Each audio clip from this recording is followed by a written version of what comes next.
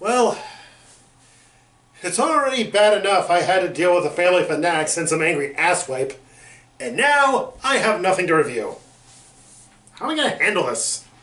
I mean, I could look over something controversial, but that's only because I have nothing to do.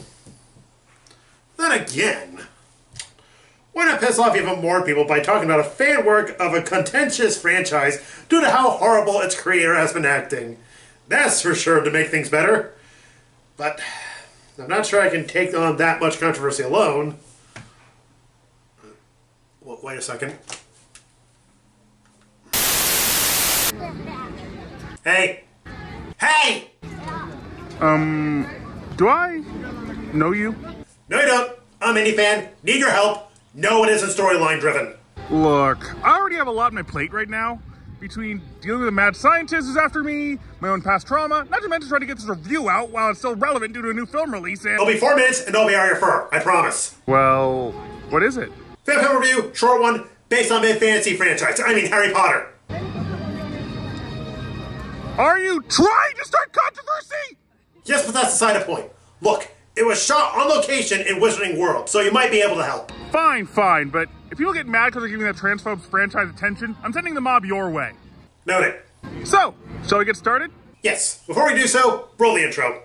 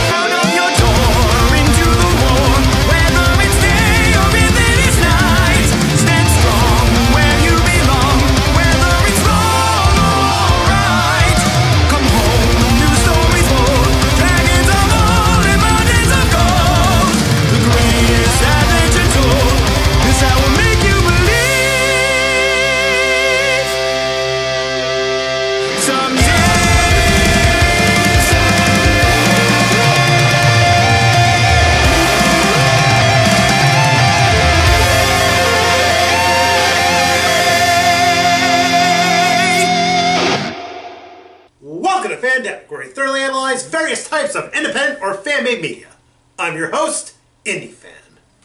And I'm Tendo the Seal, theme park reviewer, guarding tomorrow, an expert in the art of mockery and tomfoolery. Harry Potter. Ugh, yeah, that's a can of worms to say the least. Written in 1997, Harry Potter tells the story of a young boy of the same name being adopted by his douchebag relatives and then picked up by a school of sorcerers to learn the art of magic. Now, where did I hear this before? Yeah, while these books were derivative in some spots, there's something that drew a lot of attention to them. Mine included. Perhaps just the combination of elements mixing slice-of-life school antics, whodunit misery narratives, and the fantasy storylines. I grew up with this series, and it was very important to me. It's a shame the way things have gone because of its creator. I share in that sentiment, and we'll get to that later. The book series spawned movies, games, toys, you name it. It was pretty big. Even some questionable fanfics. Stop! We're already opening one Pandora's box. Let's keep that one firmly shut, okay? Over time, and for a while, this series was once respected. Until the writer J.K. Rowling showed her true colors, revealing to be pure and utter scum. And then you learn the series isn't that well written compared to other mediums. And just like that, J.K. Simmons took the title of best J.K. out there. Hope that title means something. Rant aside, like any other big franchise, it also has fan films. The fact, this has fan films and not Babylon 5 shows the injustice of this world. And this one, Battle of Daigon Alley, is what we'll be looking into today. So, shall I get into things? Yes, so without further ado, let's not waste any more time. This is Battle of Daigon Alley.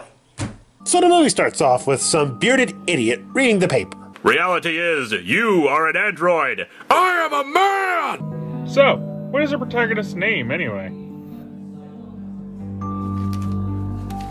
Dear Barnaby. Barnaby? Okay, what joke is Indie Fan gonna make? Baby in Toyland or Hello Dolly? Come on, show the money, What you got? What joke am I gonna make? And time's up. Alright, Indie Fan, what wins? Although he isn't working on the experiment that rejuvenates one's youth. Oh, a surprise! Third option! You all lost money! So sorry. Better luck next time. And wait, that was a scam! Turns out a Death Eater escaped Azkaban and headed straight to Barnaby. This leads to a problem. This was, as mentioned before, filmed in the fucking park. I mean, this could work, but why is he in a suit while everyone is dressed like everyday average Joes? What is this, Universal's answer to Escape from Tomorrow? No, anything but that. So that we learn the Death Eater is in the park. No, I shit you not. The Wizarding World is a part of the Harry Potter universe here.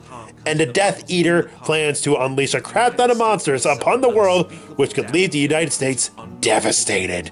And why are the Death Eaters attacking a harmless theme park? Because Legos! Brand attention, mostly for merchandising. Merchandising! Where the real money from the movie is made. So as Barnaby pursues the Death Eater ends up in an alleyway. Hopefully the Death Eater didn't bring their parents with them. Huh?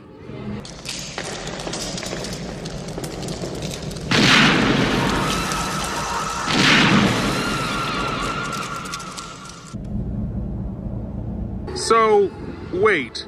A franchise about a young boy whose rich parents are killed by an evil villain, only to grow up and face down with villains just like him, including the villain himself, at least in the Burton version. Well, I already said the franchise was derivative. Look, I know to solve this. First, we get Daniel Radcliffe being the next Batman, and then... Moving on! So during his pursuit, he disarms the Death Eater and the battle ensues, and here, another critique. Tendo? Yeah! Whatever happened to the Statute of Secrecy? Why do they play out of these spells in front of muggles? Or, since it's America, would there be no matches? And also the fact is, the fight choreography sucks! I mean, even the original source material is guilty of this. All they do is flick beams at each other, and they don't even do anything creative with it. Yeah, when your only real option is point, stick it, thing, and thing happens. What more can you really do? I mean, let's face it, there's really only ever been one fight in this whole franchise that went beyond that, so it is in keeping with the source material. And so the Death Eater is defeated and arrested, and that's it. No, that's how the film literally ends.